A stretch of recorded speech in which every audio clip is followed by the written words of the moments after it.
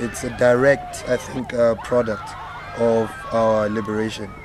A lot of Kwaito tests the rights that we have, or the freedom that we have, of freedom of expression. Yeah, for me it just happened like more as a reflex action without like a plan that this is, I think it was a matter of saying that, I mean, fuck, we're tired of these, you know, political things, we're tired of like whatever, now we're free, so let's express ourselves and have a good time. Like having a bash that would be a 6 to 6 bash, starting from 6 in the evening to 6 in the morning. We would walk freely, we would sing about what we want to sing about freely without having to feel that somebody might come and say, hey, I'll shoot you if you sing about stuff like this, you know. So we were just free. If you weren't white, you couldn't do any of those things. You couldn't have a label, you couldn't have your own clothing range, you couldn't start your own media company, you couldn't own your media. To us, freedom meant you are free. You can go out and take a wee anywhere you like, take a shit anywhere you like, you know. Just like go there and do your shit. Now you are in your land, it's your land. Hey man, we went out full force. Kick the dust, man. Sure, and kick the dust, man.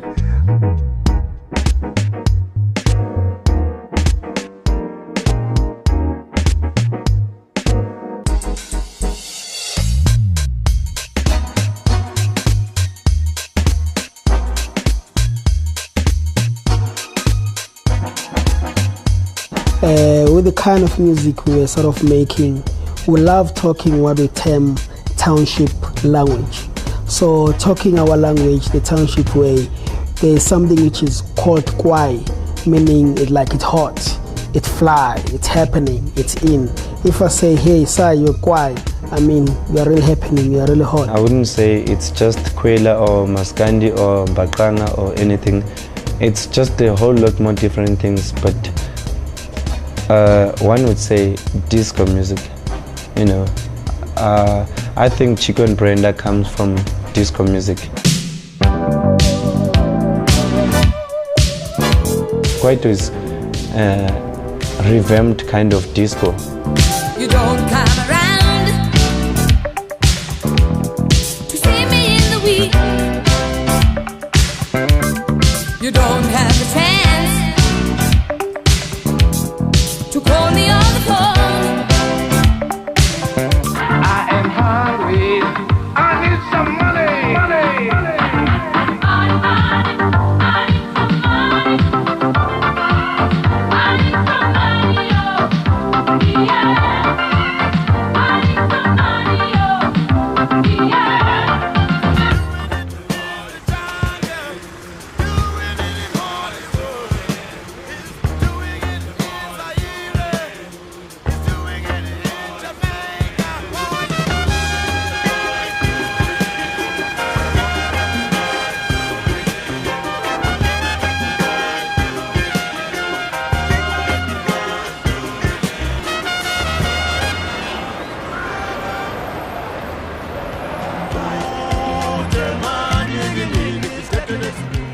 When I grew up, Bakanga, which was the music of the youth at the time, was denigrated by the so-called establishment as music of drunkards and prostitutes. People always looked down on anything new from the townships, you know, or from our rural areas. And when I lived in Botswana, there was Brenda and Chico and Blondie and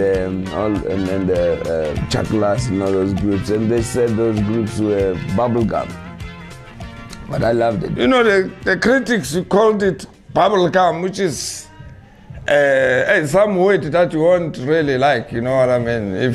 Why were they saying it was bad? Bubblegum meaning it's something that repeats one thing all the time, you know, like you say nyachola, nyachola, nyachola, one way. And it really brought many people that I know. You guys got no lyrics, you know what I mean? Saturday, Sunday, Jabulani. Hey. Saturday, Sunday, Jabulani. You know, like, as a singer, I'm not a good singer. I cannot sing opera. I cannot sing, I said, hey man, what is it that I can do to make my people hear what's in me? You know what I mean? Why can't I just combine the rap? Mind you, there was no rap those days, but I started this rap kind of thing, like if I can, dance and talk in a way. I did a number called Fukuza. These words just stay stuck in my head. I remember them to a T. There are a lot of MCs out in the land, but none who's better than me, CT. Alright, y'all, I rock the party extraordinary. It's the beat that makes you want to freak. One night off, 7 days a week. I say, feel the beat, the funky beat. Come on, get them on the beat, I remember one traffic cop stopping me. He saw me on TV. He stopped me. One side. Says, hey man, what's happening? Hey man, I think I've seen you somewhere. I've seen you on TV. Are you the guy that's trying to sing and you talk? I said, yeah, that's me. He said, hey man, why don't you find yourself a job then? And quit this thing, man, because whatever's happening there, it was terrible. Baby, get on to the beat, Baby, get on to the beat, Dance on fire, for grooves. I'm telling you, after 2 weeks or so, the same traffic cop stops me and says, hey, you know what? Hey, finally my child likes that. Loves that song of yours.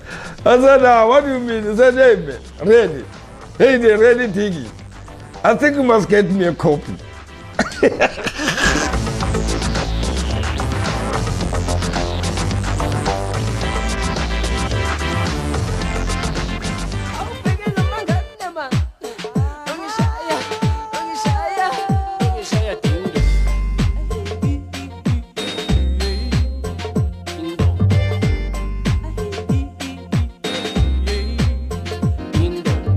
We didn't come into damn, listen to this. This is amazing.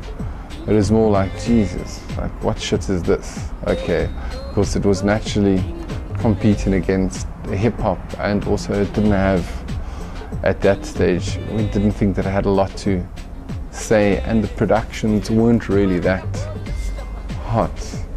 I mean, you can listen to the stuff now and you can even hear the productions were very thin. And it was just basically slowed down house music.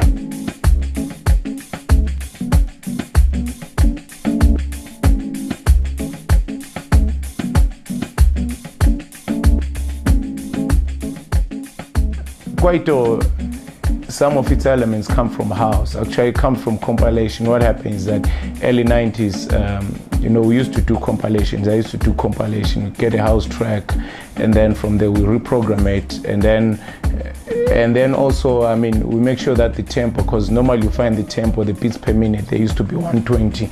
Maybe we just bring it down the beats per minute, by, it becomes say 115, 110, so that, because people here, they were more on a, on a slow tape. Mama want me. Mama want me. Sure. Mama want me. Mama wami bongunkulisa nokunaga yonke leminyaka ngakula ngabibita ngabamgaga njengwenkosi ushaka wonke umuntu uyazi ukuthi imali bangulaka mama ukuhlupheka. There is no party that plays without house music. In fact, house music is the only international music in South Africa that competes with Kwaito. Every other type of music can't compete. Hip hop can't, R&B can't, rock can't, definitely can't compete with Kwaito. So it's like, it's really surprising that in Europe people actually think that house is like white people's music. But when I first listened to house, I think it's also because when white kids are dancing to house, they like, white kids go wild. Yeah, they go. But then if you listen to house and you listen to the drum patterning, as a black person you can like move to it. I think it's because white people move to the tweeters and we move to the bass. So forget the tweeters, no, they just move can't to the dance. bass.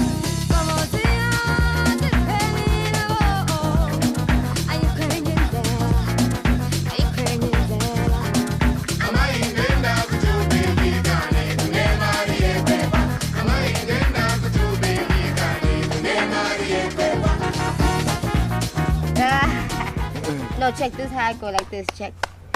Yamajola pumenti longweni ndine ngaga zomziwam tiawo awo ndine ngaga zomziwam Yamajola pumenti longweni ndine ngaga zomziwam tiawo awo ndine ngaga zomziwam Sakandadi sekuri pavakanditi dondo mtomnyeri vaitoziva kuti ndine musikanzwa vaziziva.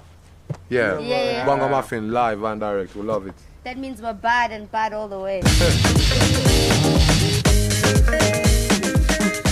We also want to be part of our culture, so that's what we want to do in our dance music. Incorporate cultural, tribal music with dance music, and that's how we think, the international world would recognize us. Because we don't want to be taking house as it is and take it to London and hope that it's gonna work. It's their music, they do it better. So why not do what I do better? Fuse it in with a bit of tribal or cultural music, Zulu music, Soto music, but in a dance beat, That's what Kwaito is all about.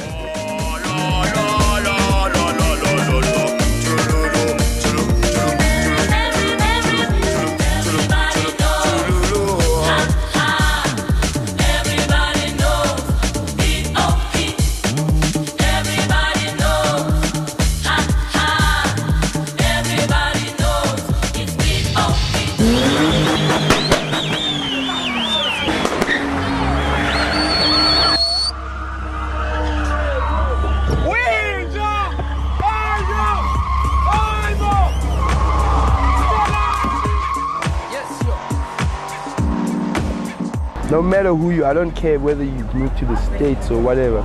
There'll always be that little part of you. Like they say, you can take a black person out the ghetto, but you can't take the ghetto out. It's one of those things, you check.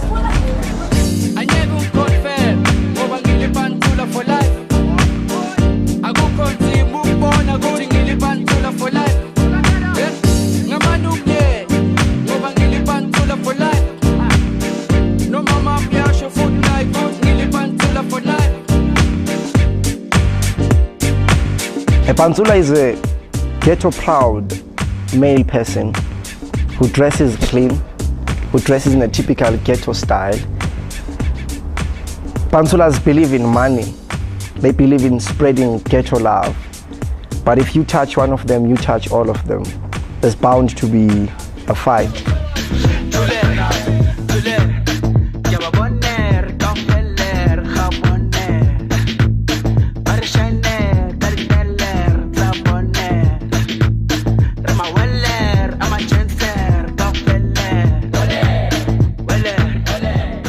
So what about, did you come out as dancers? When we dance, the dust come up, And when we're dancing, like in Pantsulas, we come on with styles like... You see? Yeah, that's Pantsula.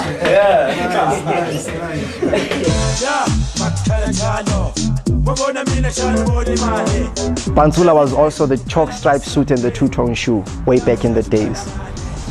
And Pantsula has come back now. And now Pantsula is more like wearing a Dickies with your all-stars and your white t-shirt, right? And maybe your silver chain and maybe driving a BMW if you can. But then again, that wherever there's a social life, there's bound to be a fight. So also Pantsula people way back in the days were associated with a lot of death because they had weapons. They were not guns and they were not the machine guns as you'd see in the Al Capone movies, but they were more like knives and and any other sharp thing that you could stab a person with and kill them.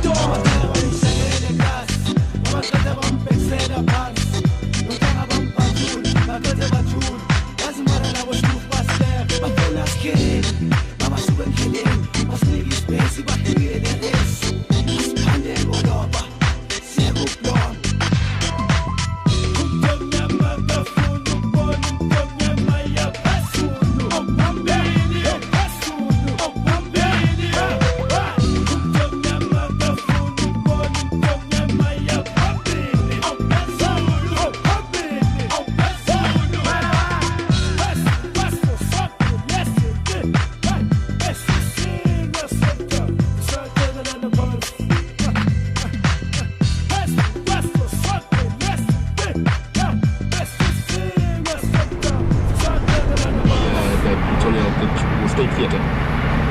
We're launching the... Okay, it sounds like something very special.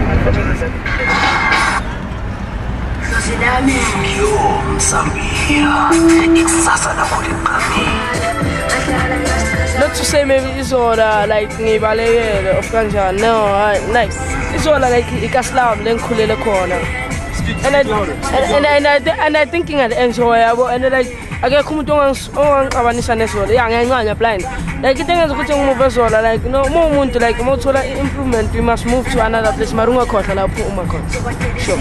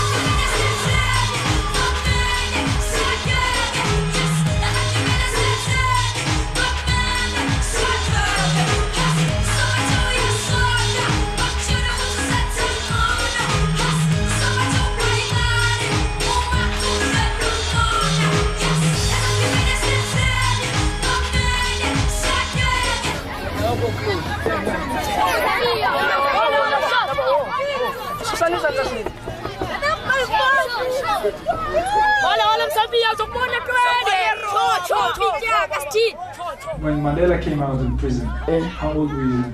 I'm sure maybe not. I think I was not born yet. No, Mandela. Which year did he come out from jail? 1990. Yeah. Yeah, I was already born. Yeah. Sure. Tell me this apartheid thing. You grew up after this thing, no? Yeah. More or less, you know. Do you think that it's still here and it's still affecting you? Like I don't think there's separation. Now everything is right. I think they told me we are learning about history in my school. Then those like blacks and whites, you know, they were not like now everything is right. Whites can come to Soweto and do all the things that they want. No, yeah, I think now everything is fine.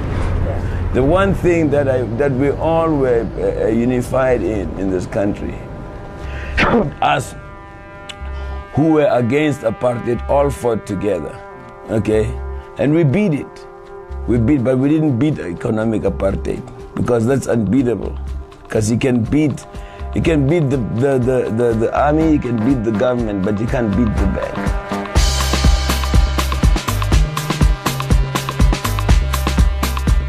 I mean, we used to do our own distribution, right? I mean, when record companies couldn't sign the music, I mean, they didn't understand what the music was all about. When we took our demos in there, when we took the first Boom Shaka, they rejected the whole thing. So we said, fuck you, why can't we do the things ourselves? So, I mean, we used to go to the taxi ranks, you know what I'm saying? You know, put off our cars doing distributions here. But at the moment, and then, I mean, that's when the record exploded. You know, I mean, you go to a record shop, you give them and say, okay, if you sell those 10, I'll come and collect my money. If you don't, okay, bring them back. So what happened is that we're here in Johannesburg, we're putting our records. So they were competing with their records, and they were finding our stuff going, you know. But then we couldn't reach a bigger market. While this record now started exploding in other areas, everyone was looking for it. But now we didn't have resources to put in. That's when we went into EMI. We signed a distribution, they were distributing our stuff. For a young kid to grow up, you need the support of the matured people who have been there. And the truth is the major labels have been there forever. They know what is going down. They have the whole infrastructure of the music industry. For the indies, they couldn't start something and press and distribute themselves. So they need the big sister to help distribute the music for them. One must understand that the recording industry, the power structure in the industry today is the power structure that was working things under apartheid. The same white people run the same white businesses. It has changed drastically. I mean, a good example, is a young black South African sitting here being an MD of a major record company. I must say I'm the first BMD to be the first black South African to be an MD of a major, but that's telling you that things are slowly changing and for the better. I wouldn't say they've changed a lot. It's to me it's still the same, you know what I mean? They wait for you to see what deal you want, and if you don't know, they give you their deal. And if you make it, they tell you about your percentage that you signed, and man, you signed that percentage, and it's making nothing for you, you know. But what I'm happy is that the writers, you know, I mean the young generation, the ones that sell from the boot are quite clever now. So when they go out there, they really make money out of them, milk them. But in return, they get milk as well.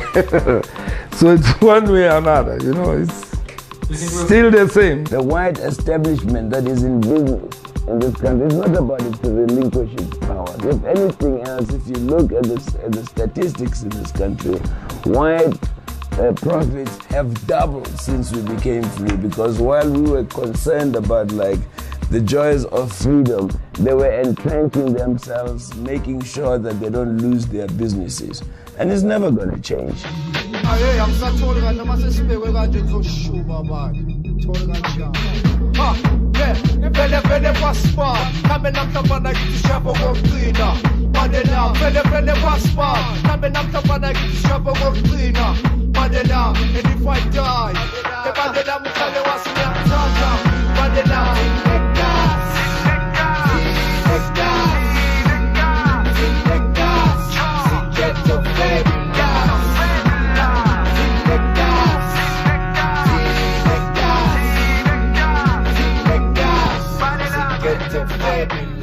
Apartheid took away a lot of our self-esteem. South Africans, black, white, blue, yellow, are very ashamed of who they are, because apartheid separated every group from the other group, you know, and manipulated conflict. So people are afraid to show who they really are. And at the same time, we're broadcasted and fed overseas culture, which consumed us, because if you're not practicing your culture, anything that is there that is more than, you know, that is more visible or more audible than your culture is going to consume you. One of the great things about Mbaqanga, or whether it's Pantsula, whether it's bubblegum, or whether it's Kwaito, the one thing that it does is that it describes us outside of like most of the overseas influence that we have, and that to me is more important than anything. And when people like criticize Kwaito, I just said, well, I don't know what we criticize, because it's the only fucking thing that we have that is about us, you know, right now.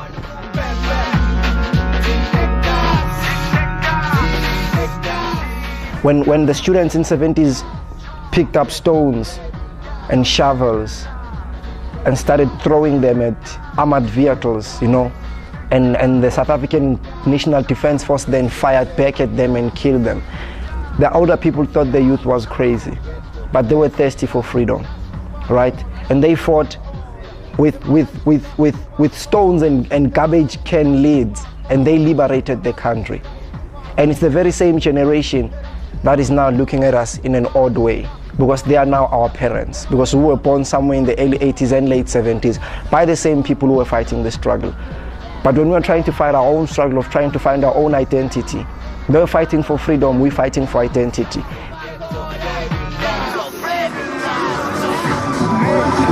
day, I will come there where I want to be. I will come there where I want to be. I will be in the city, always. One day I will come there where I want to be. People think I'm stupid. I will come there where I want to be.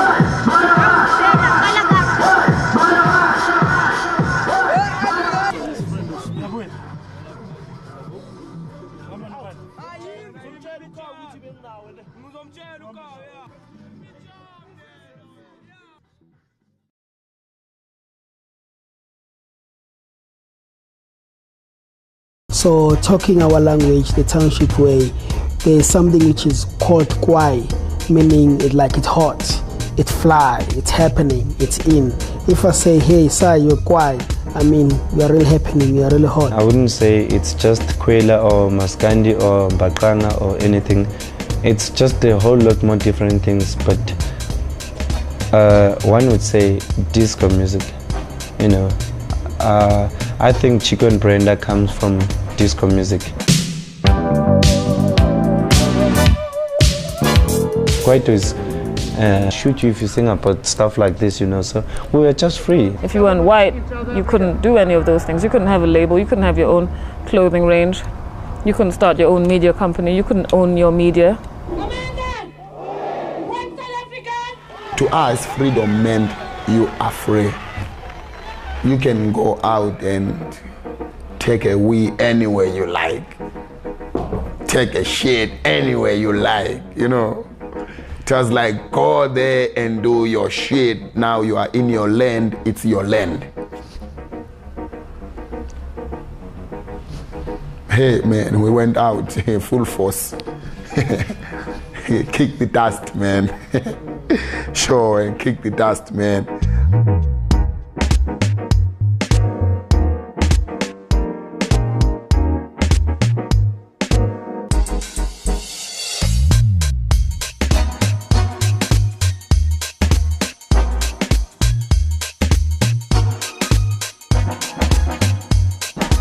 With the kind of music we were sort of making, we love talking what we term township language.